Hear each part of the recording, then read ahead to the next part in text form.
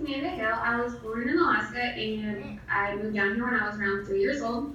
When I moved down here, my mom bought a grooming business for dogs and cats.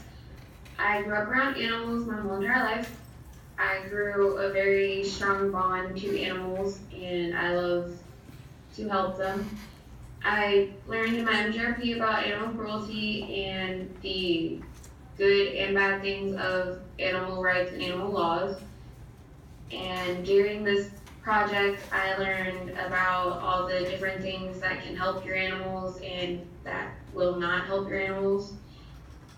And doing the project, I learned that it isn't something I want to do for the rest of my life because dealing with owners with their animals is very difficult, and when you try to get information from them, it doesn't usually work.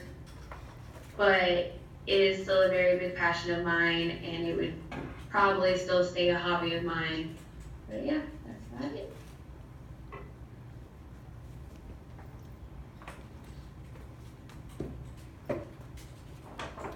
Okay. Well, this is my work blog, if it loads. I spent about 34 to 35 hours to complete the whole event, and this is my project facilitator. She helped a little bit. This is after the event. We ended up counting 134 rabies shots were given, 92 microchips were given out, and 158 animals ended up coming altogether that actually were chipped and given shots. There was about 30 or 40 that ended up leaving the event because it was taking so long.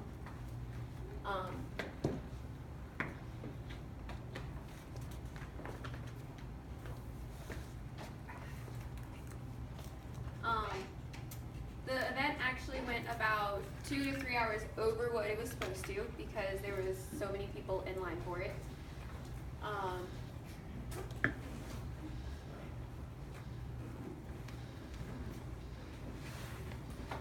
This is my product. It was an Instagram for the microchip clinic. This was the vet tech that helped put microchips in. This was the marshal that actually helped crowd control and keep everyone in line. This is a video on how to insert a microchip.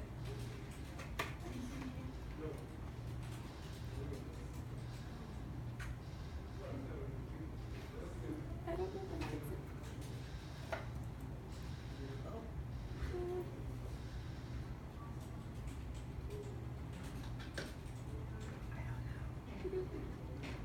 Okay, well, here's someone putting in a microchip. All you do is you lift the skin and you stick the needle in and you push it through. And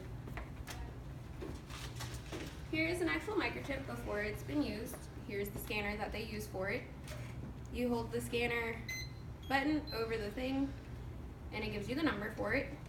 And it's a good way to find your lost animals because if they show up at a vet clinic or an animal shelter, all they have to do is scan the dog for a microchip and it'll pop up with the number, and then all they have to do is put it into the database and they can find any owner information.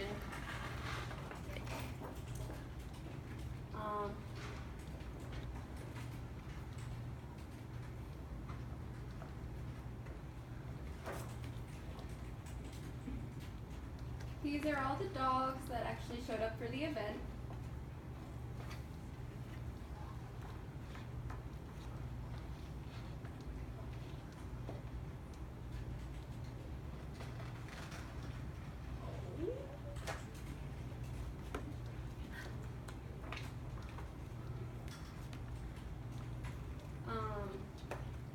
Here is the flyer that I used for promoting the event.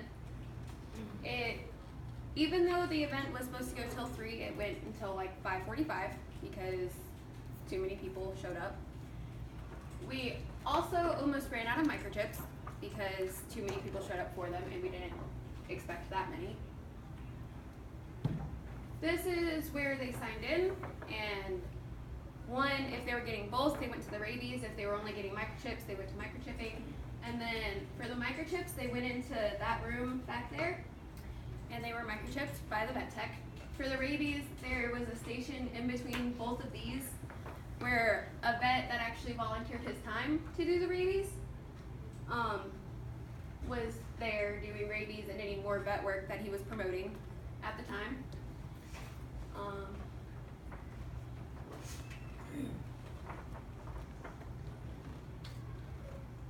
This was the tally up of everything done.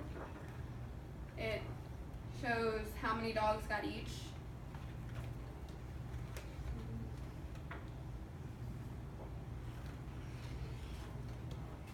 This was everyone who was actually involved in the event. There's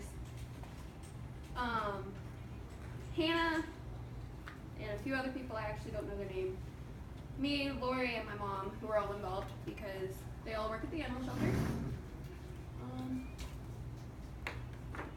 This is the vet that volunteered his time and did the rabies shots for us. He also, when we were closing out the event, he also asked if I would love to do another one for him, which I don't actually want to do. During the event, we actually had to call the ambulance because a lady passed out from a heat stroke, and that took about 20 minutes to resolve. She had 7 dogs with her to get microchipped and rabies, and then we ended up taking them from halfway through line all the way to the front to get done so they could go home instead of going in the ambulance to go home.